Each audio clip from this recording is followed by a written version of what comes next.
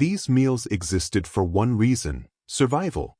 When money disappeared and cupboards stood bare, American families cooked whatever could keep them alive. This video is about those forgotten poor man meals our grandparents relied on when comfort food was a luxury they could not afford. These dishes were born during hard eras like the Great Depression, wartime rationing, and rural poverty. They were not written down or served for praise. They were repeated night after night because they worked. A pot could feed many mouths. A small cut of meat could last all week. Nothing was wasted, and hunger was always close. Today, these meals are nearly gone. Not because they lacked value, but because the hardship that shaped them faded from daily life. In this video, you will discover 25 forgotten meals that once fed families, shaped resilience, and quietly carried generations through the hardest years in American history. Hoover stew. When money vanished during the Great Depression, Hoover stew became a quiet staple on American tables. It was not admired, celebrated, or served with pride. It existed because it was cheap, filling, and possible when little else was. This meal was named after an era, not a chef. Canned tomatoes, sliced hot dogs, elbow macaroni, and whatever vegetables were available were boiled together in one pot. There were no measurements and no rules. Families added more water to make it stretch. They added bread on the side to silence hunger longer. A single pot often fed an entire household. Hoover stew was common in boarding houses, church kitchens, and family homes where paychecks had disappeared. It was served night after night because it worked. Children learned its smell before they learned its name. Parents knew it meant everyone would eat, even if no one felt full. This was survival cooking in its purest form. Protein came from cheap cuts or canned meat. Carbohydrates filled the stomach. Tomatoes added flavor when spices were scarce. Every ingredient had a purpose, and nothing was wasted. Today, Hoover stew is rarely made because its story makes people uncomfortable. It reminds us of lines at soup kitchens, empty factories, and parents pretending they were not hungry. Yet for millions of families, this dish meant endurance. It meant another day survived and another morning reached. Hoover stew was never meant to last forever. It was meant to get people through.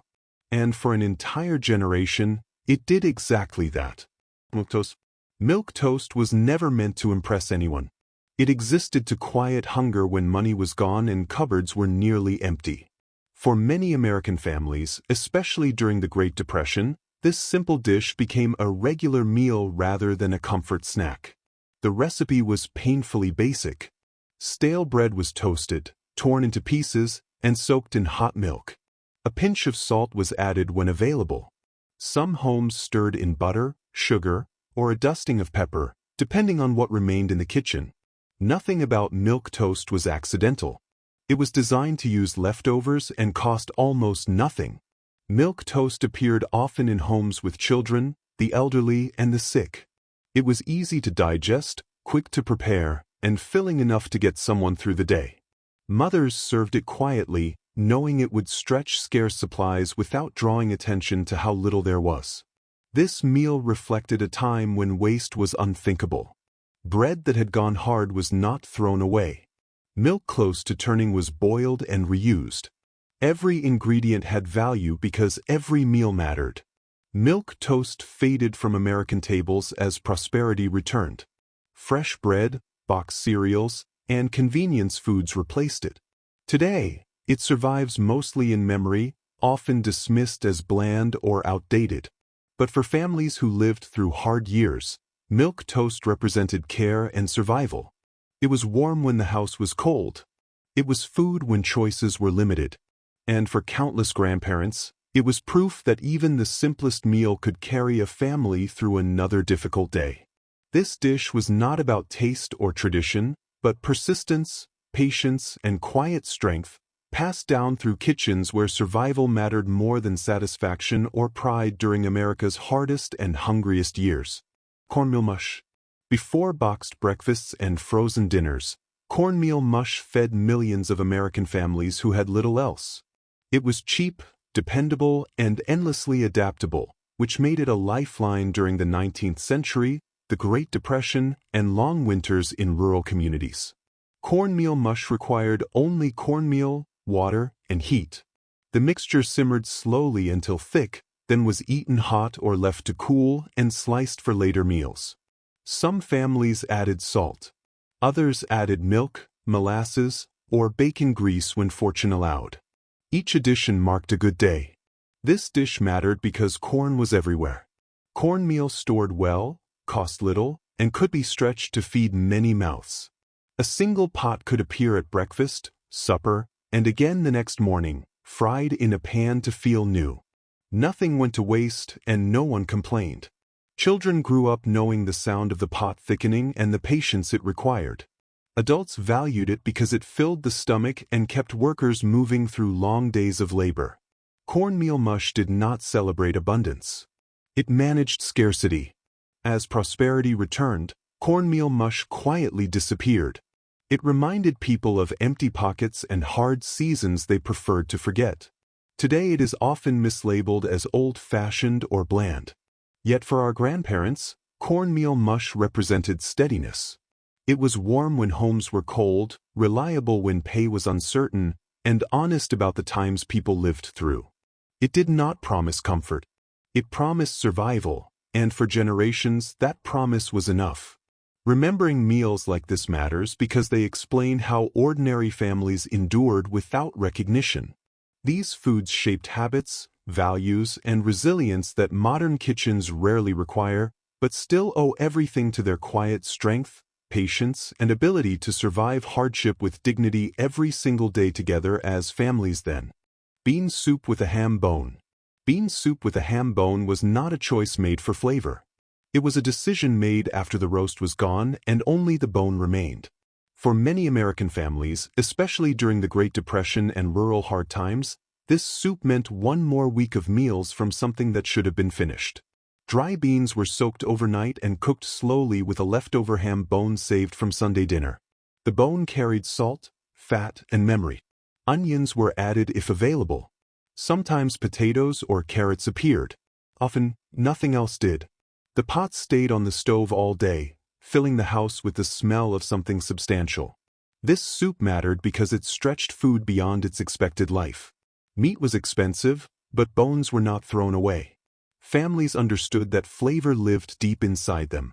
As the soup simmered, the broth thickened, and the beans softened, turning scarcity into nourishment. Bean soup was eaten for supper, reheated for lunch, and served again until the pot was empty. Bread was dipped into it. Children scraped bowls clean. Adults ate quietly, knowing this meal kept hunger away without asking for more money. As America grew wealthier, meals like this faded. Canned soups replaced slow pots. Ham bones were discarded instead of saved. The patience required to cook this dish no longer fit modern kitchens.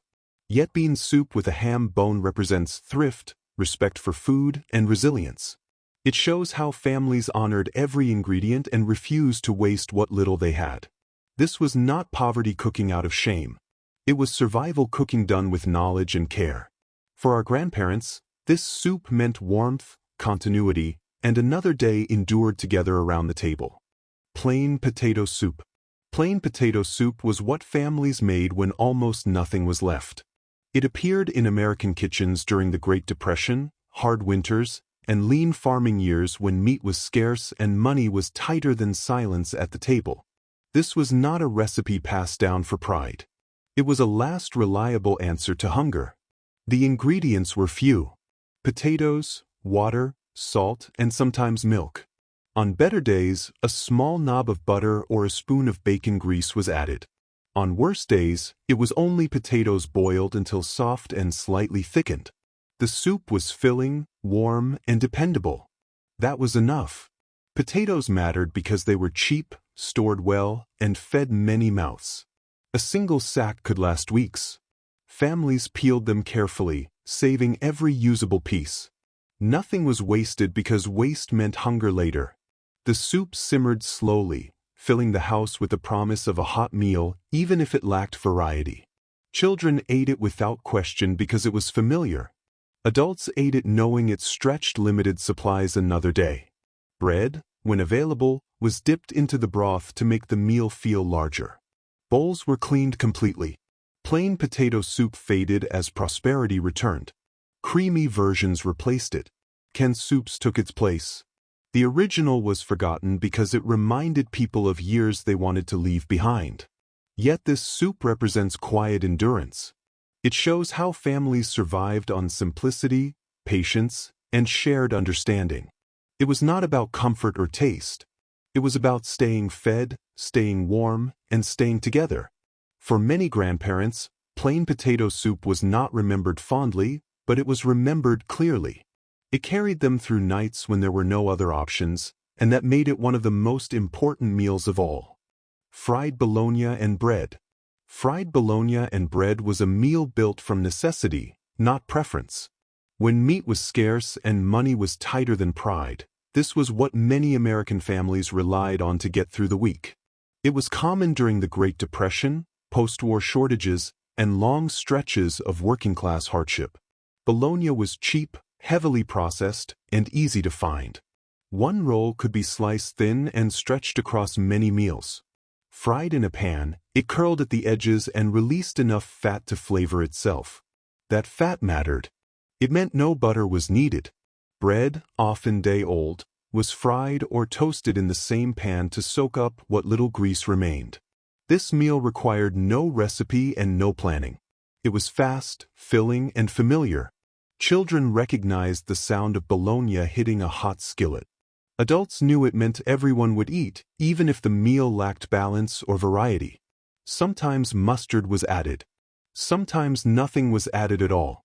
Fried bologna was eaten at breakfast, lunch, or supper. It appeared on plain plates and was often eaten without talking. Not because it tasted bad, but because it represented limited choices. It was food that did its job and asked for nothing more. As incomes rose and fresh meat became common, fried bologna faded from many tables. It became a joke, a memory, or a symbol of struggle people preferred to forget. Yet it once played a serious role in survival. This meal shows how families adapted without complaint. It reflects thrift, acceptance, and endurance. Fried bologna and bread was never meant to be remembered fondly. It was meant to keep people going. For many grandparents, it did exactly that, one simple plate at a time, through years when survival mattered more than satisfaction. Cabbage and salt pork. Cabbage and salt pork was not prepared for flavor or presentation. It existed because it was affordable, available, and capable of filling empty stomachs.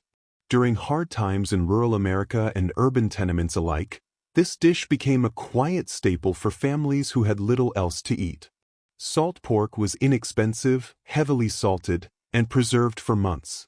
Families cut it into small pieces and slowly rendered the fat in a skillet. The fat became the cooking medium for chopped cabbage, which was simmered until soft and slightly sweet. The result was simple, filling, and able to feed many mouths from a single pan. Every ounce of pork and cabbage mattered, because wasting either meant fewer meals later. This dish required no cookbook, no measurements, and no special skill. It appeared on tables week after week because it worked. Children learned its smell before its taste. Adults valued it because it stretched limited resources while providing protein and calories. Bread or cornmeal often accompanied it to make the meal go further. Cabbage and salt pork faded as fresh meat and vegetables became affordable, and as convenience foods replaced the slow, resourceful cooking of past generations. Yet this meal is a reminder of resilience. It reflects thrift, patience, and ingenuity, how families took what was available and made it enough. For our grandparents, cabbage and salt pork was not fancy. It was not indulgent. It was survival on a plate, a quiet promise that no matter how little there was, everyone at the table would leave fed, if not full, and ready to face another day. Fried cornmeal cakes. Fried cornmeal cakes were a simple, inexpensive way to fill hungry stomachs when money and ingredients were scarce. This dish was common in rural homes and urban kitchens alike, especially during the Great Depression and other hard times when families needed meals that stretched both food and patience. The ingredients were few: cornmeal, water or milk, a pinch of salt, and sometimes a spoonful of fat or butter. The mixture was shaped into small cakes and fried in a skillet until golden brown. The crust offered texture, while the inside stayed soft, filling, and satisfying. These cakes could be eaten alone with syrup or alongside whatever meat or vegetables were available, making them versatile for any meal. Cornmeal cakes mattered because corn was cheap, durable, and widely accessible. Families relied on it not just for taste, but for sustenance. One batch could last an entire day, feeding children before school, workers at noon, and the family again at supper. Nothing went to waste. Leftovers were reheated or crumbled into soups and stews. As times improved and fresh bread and convenience foods became common, fried cornmeal cakes disappeared from most tables. Today, they are remembered mostly in stories or as a nostalgic treat, far removed from the meals they once accompanied. Yet for our grandparents, these cakes represented more than food. They were a tool for survival, a sign that careful planning and simple ingredients could sustain a family. Each golden cake carried the quiet assurance that, even in the hardest years, hunger could be held at bay and another day could be faced together. Liver and onions. Liver and onions was never meant to be glamorous. It was a meal born from necessity, not choice. During the Great Depression and other times of economic hardship, liver was cheap, abundant, and packed with nutrients, making it a practical solution for families who could not afford other cuts of meat. The preparation was simple. Slices of liver were dredged lightly in flour, then fried in a small amount of fat or drippings. Onions were sliced and cooked slowly until caramelized, adding sweetness to counter the strong taste of the liver. Sometimes a little milk or water was added to the pan to create a thin gravy, but often it was eaten plain with bread or potatoes. Every bit mattered, because waste was not an option. This dish stretched resources. A single pound of liver could feed a family that might not otherwise have protein that day. It appeared at lunch or dinner, often week after week, and became a quiet test of endurance and patience for children and adults alike. Families learned to accept its taste, knowing it kept them nourished when other options were gone. Liver and onions faded from popularity as supermarket meat became cheaper and palates shifted. Today, it is mostly remembered as a strong-flavored relic of another era. Yet for our grandparents, it was far more than flavor, it was survival. Each plate carried nutrition, thrift, and a silent lesson. When resources are scarce, creativity and resilience turn the humblest ingredients into meals that keep families alive. Liver and onions was not luxurious, but it was reliable, sustaining, and profoundly important in kitchens where every meal mattered. Scrapple. Scrapple was a creation born from necessity, not taste. It appeared in kitchens across rural America, especially in Pennsylvania Dutch communities and other areas where nothing could be wasted. When meat was scarce, every scrap counted, and scrapple turned leftovers into a meal that could feed an entire family. The dish was made by boiling pork scraps, bones, and trimmings until tender. The meat was finely chopped or ground, then mixed with cornmeal, flour, and spices to form a thick loaf. Once cooled, it was sliced and fried until crisp on the outside while remaining soft inside. It could be served at breakfast, lunch, or dinner, often accompanied by bread, potatoes, or a simple vegetable. Scrapple mattered because it made the most of limited resources. No cut of meat was wasted. Fat and scraps that would otherwise be discarded became nourishment. It was inexpensive, filling, and durable, perfect for households stretching every dollar. Children learned to recognize its smell on the stove. Adults valued its practicality above all else. As times improved and fresh meat became more affordable, scrapple fell out of favor. It became associated with old-fashioned or regional cooking, rather than daily survival. Yet for our grandparents, it was a vital meal. Scrapple represents ingenuity, thrift, and the determination to survive. It demonstrates how families turned scraps into sustenance and scarcity into resilience. For those who grew up eating it, scrapple was not just food. It was the quiet assurance that even in the hardest times, no one at the table would go hungry, and another day could be faced together.